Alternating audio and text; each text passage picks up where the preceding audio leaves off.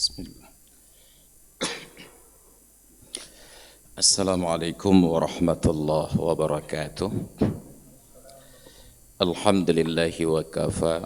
Wassalatu wassalamu ala habibina Muhammadin al-Mustafa.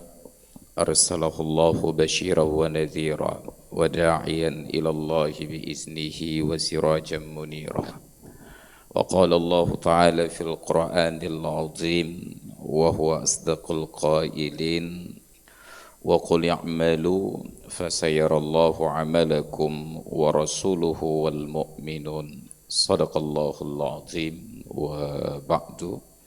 Hadirin dan hadirat jamaah salat zuhur yang dimuliakan Allah, para direksi, keluarga dan keluarga besar Rumah Sakit Zainul Abidin yang kita muliakan, para kerabat dan keluarga serta pasien yang sedang berada di ruang-ruang perawatan yang kita hormati dan kita doakan semoga Allah berikan kesembuhan segera.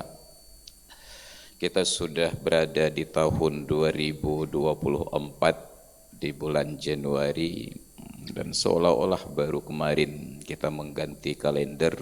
Hari ini sudah berada di tanggal 18. Waktu berlalu sangatlah cepat, dan itu menjadi pemenuhan salah satu nubuat dari Nabi kita Muhammad sallallahu alaihi wasallam, bahwa di akhir zaman Allah mencabut berbagai jenis keberkahan. Keberkahan ilmu, keberkahan harta, dan keberkahan waktu. Betapa banyak orang yang mempelajari ilmu sampai keluar negeri dengan gelar akademik yang disandang berbaris-baris, tetapi tidak menafikan bahwa kehadirannya tidak memberikan manfaat dan pencerahan terhadap umat.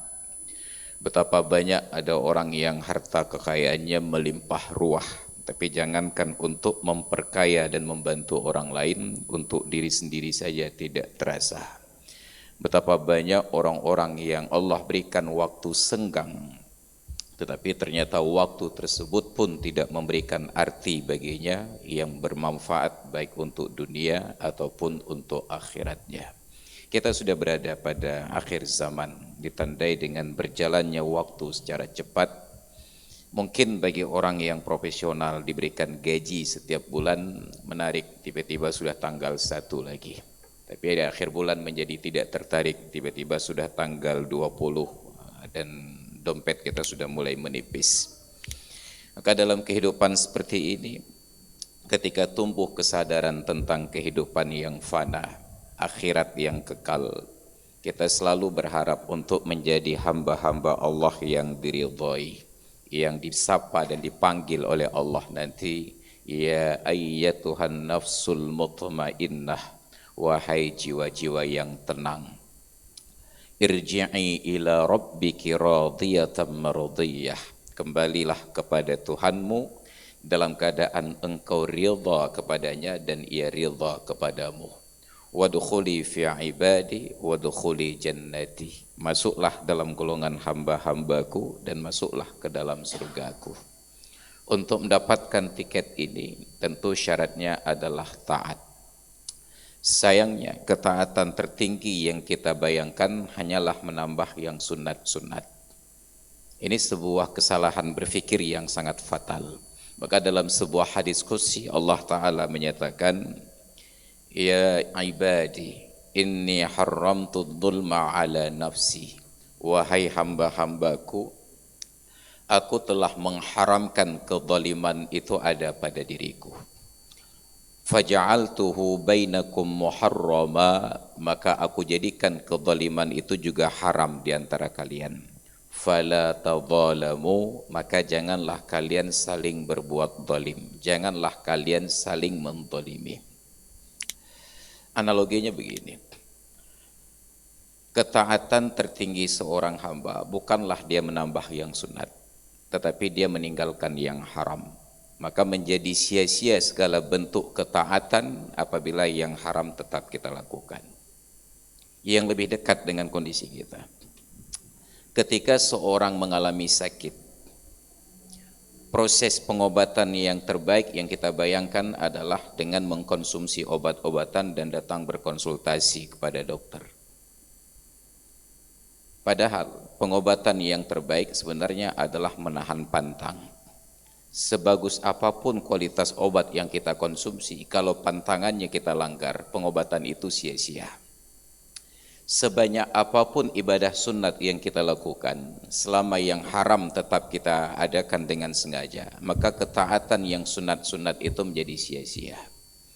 Contoh sederhana pula, ini bulan Rajab, betapa ada banyak ibu-ibu yang berstatus istri minta izin kepada suami untuk puasa sunat. Oke, kalau sudah minta izin itu sudah sesuai prosedur.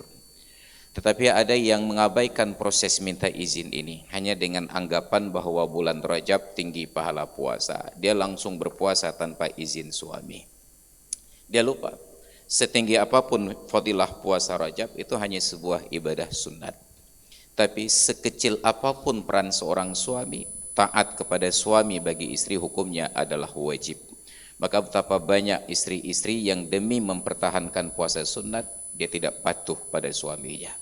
Betapa banyak orang-orang yang datang ke rumah sakit konsultasi dengan para dokter, diberikan resep obat, dijelaskan pantangan, dia hanya ambil obatnya saja, dia langgar semua pantangan. Dan betapa banyak ada orang-orang yang melakukan ibadah-ibadah sunat, salat berjamaah di awal waktu, dia berwudu, bahkan dalam ibadatnya dia sedang berbuat maksiat.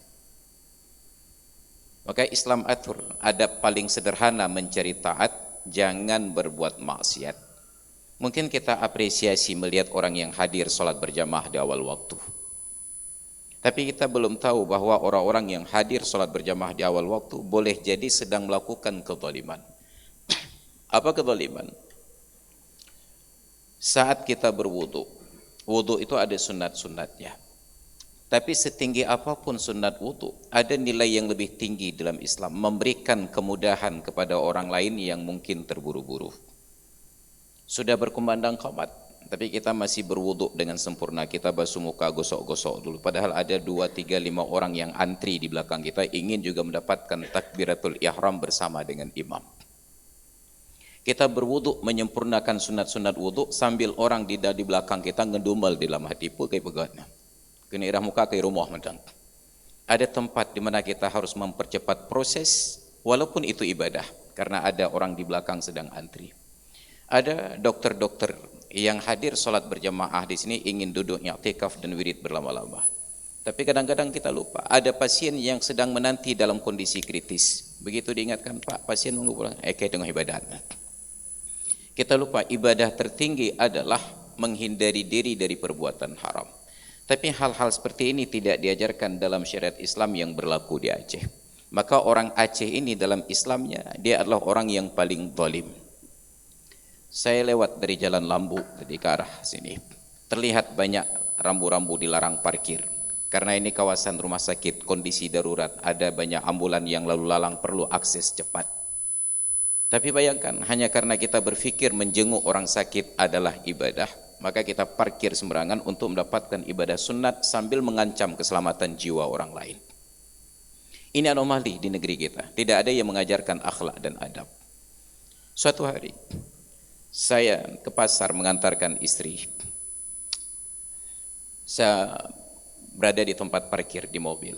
Ketika istri selesai, ternyata di belakang saya ada satu mobil juga parkir, melintang. Dan tidak ada ruang bagi saya untuk keluar tanpa harus minta maaf kepada beliau untuk geser sedikit. Dengan segala sopan santun islaminya, saya datang, saya ucapkan salam, saya bilang, Pak, jid surut motor becut. Apa jawaban? Hai dum no luah jalan hanya ke lewat. Enggak tahu dia saya orang Cekeung. Ini kan minta penyakit. Nah. Kita sudah turun baik-baik, kita bicara baik-baik, kita awali dengan salam dengan senyuman, direspon demikian. Masalah dia ribut bertengkar dengan istri jangan pamer ke orang lain. Ini contoh akhlak kita. Maka ketika kita datang untuk menjenguk pasien yang hukumnya mungkin boleh jadi sunat, boleh jadi wajib, kita lupa bahwa saat kita parkir kita sudah berbuat zalim. Harusnya kita parkir kendaraan, kita lihatlah ada ruang yang layak untuk mobil di sebelah sopirnya masuk. Ada ruang yang layak untuk orang yang di sebelah buka pintu. Semua harus dipertimbangkan. Tapi ketika terlalu luas jaraknya, Kita sedang mendolimi orang lain yang sedang mencari lokasi parkir. Ada rapat media cerita kajal damang lontiroto. Sampai sedetail itu Islam ajarkan kepada kita. Tapi nilai-nilai Islam seperti ini tidak berjalan. Maka tidak aneh di Banda Aceh, pusat ibu kota pemerintahan Aceh yang katanya bersyariat Islam, jalur paling kanan, jalur cepat itu sering dinikmati oleh orang yang berjalan santai. Kita buru-buru, jalur kanan harusnya. Tapi saat kita klakson, kita dim lampunya, iblis ini mata dia, itu pun mata dia lebih raya mata aja. Dumnan luah jalan hanya lewat. Kita berbuat zalim. Ini bukan bahwa Anda sudah bayar pajak, bahwa Anda berjalan hanya satu jalur, tapi Anda sudah mengganggu jalurnya. Ini jalur cepat. Ini hal-hal sederhana, tetapi luput dari perhatian. Kita sudah berbuat zalim. Maka salat kita, puasa kita, semua ibadah kita menjadi sia-sia saat kita berbuat zalim. Inni haramtu dzulma ala nafsi. Aku haramkan kezaliman atas diriku, faja'altuhu bainakum muharrama. Maka kezaliman itu pun haram di antara kalian. Fala tadzalamu. Maka janganlah saling berbuat zalim. Maka segala yang kita lakukan, ingat kembali, kira-kira saya sedang berbuat zalim atau tidak. Termasuklah yang paling darurat itu orang yang sedang di kakus qada hajat. Itu orang-orang yang antri di luar, kondisinya darurat, lebih darurat daripada proses menyambut presiden. Presiden bisa ditunda, tapi qada hajat tidak bisa ditunda. Ini ada orang yang nongkrong di kakus sambil browsing-browsing internet. Makanya kakus itu dalam bahasa Inggris disebut dengan restroom, ruang istirahat, nyaman sekali. Apalagi seperti tempat saya di pesantren dulu di Lamno, itu kakusnya WC gantung, pemandangan live, nelayan hilir mudik dengan perahunya. Itu dengan ikan-ikan kecil yang menikmati protein di bawah. Live, angin bertiup atas bawah. Tapi di luar orang sedang antri. Kita lupa, kita tidak sedang berbuat zalim menurut perasaan kita, karena kita sedang qada hajat. Tapi orang yang di luar yang sedang kebelet, itu doanya na'udzubillah. Maka boleh jadi penyakit kita disebabkan karena kezaliman ini. Orang mendoakan yang aneh-aneh untuk kita. Maka sebelum kita masuk masjid untuk salat, ingat kembali di mana kita parkir kendaraan. Sebelum kita masuk ke ruang rawatan untuk menjenguk kerabat yang sakit, ingat kembali di mana kita parkir kendaraan. Sebelum kita ingin lama-lama ketika berwudu, ingat kembali berapa orang yang sedang antri di belakang. Semua harus dipertimbangkan, karena itu adalah adab di dalam Islam, dan menjaga hal-hal yang demikian lebih penting daripada kita menambah yang sunat-sunat. Maka Islam apresiasi orang yang meninggalkan hasrat pribadinya untuk menambah pahala aksesoris kamaliyat yang sunat-sunat demi menjaga orang lain bisa menunaikan kewajiban. Kemarin malam maghrib saya sholat berjamaah di sebuah masjid. Terlambat masuk. Imam sudah duduk tasyahud akhir, dan mengingat masih ada beberapa orang kawan lagi yang sedang berwudu, saya tunda hasrat untuk segera takbiratul ihram. Dan itu adab Islam. Biarlah imam salam, saya bentuk jemaah yang lain. Datanglah beberapa orang kawan, kami berjamaah dan saya jadi imamnya. Dan imam yang memimpin salat tersebut begitu selesai, langsung mulai wirid dengan mic yang hampir masuk ke dalam mulutnya. Astaghfirullahaladzim. Bayangkan saya salat maghrib jadi imam di belakang, baca Fatihah tanpa mik. Makmum saya nggak tahu kapan harus menjawab amin. Ketika ruku', i'tidal, sujud dan duduk antara dua sujud, mereka tidak tahu kapan harus bangkit dan kapan harus sujud. Kenapa? Karena suara mik yang menggelegar. Islam fikih hanya berikan ruang tolerir untuk zikir berjamaah secara jihar. Jihar itu tanpa menggunakan alat. Orang yang baca Fatihah di belakang terdengar. Tapi begitu dipakai mik dengan suara menggelegar, maka Anda sedang mengganggu salat orang lain. Anda ibadah, berzikir, tetapi saat Anda berzikir sunat, Anda sedang mengganggu orang yang mengerjakan salat wajib. Maka diatur semuanya di dalam Islam bahwa batas hak asasi Anda selama tidak mengganggu hak asasi orang lain. Kenyamanan Anda selama tidak mengganggu kenyamanan orang lain. Sunat-sunat Anda selama tidak mengganggu ibadah wajib orang lain. Maka bila kita jaga adab-adab seperti ini, maka insya Allah nilai-nilai syariat itu akan terdakwahkan di dalam ruang akhlak. Dan itu yang selalu saya ulang-ulang. Di dalam Islam, mempertontonkan akhlak adalah bahagian dari ibadah, dan merahasiakan ibadah adalah bahagian dari akhlak. Walaupun kita orang yang suka berwuduknya sempurna, tapi di ruang publik ketika antri, minimalisir wuduk kita menjadi sangat cepat. Nanti di ruang rahasia kita praktekkan. di ruang publik, pertontonkan akhlak kita. Maka insya Allah itu menjadi dakwah dan itu menjadi ibadah. Hadirin dan hadirat sekalian yang dirahmati Allah, demikian barangkali yang dapat saya sampaikan pada kesempatan zuhur ini. Mudah-mudahan menjadi nasihat untuk diri sendiri dan kita semuanya, dan kita berharap kerabat-kerabat yang sedang dirawat, utamakanlah menjaga pantang daripada mengejar untuk mengkonsumsi obat. Karena pantang tanpa obat mungkin sembuh, tapi berobat tanpa pandang kecil kemungkinan kita akan sembuh. Mudah-mudahan dengan menjaga yang haram, Allah akan ridhoi kita, karena mengejar yang sunat-sunat boleh jadi kita berpotensi masuk ke dalam neraka. Nauzubillah summa nauzubillah. Terima kasih atas perhatian, mohon maaf atas segala kekurangan. Hadanallah wa iyyakum ajma'in. Assalamualaikum warahmatullahi wabarakatuh.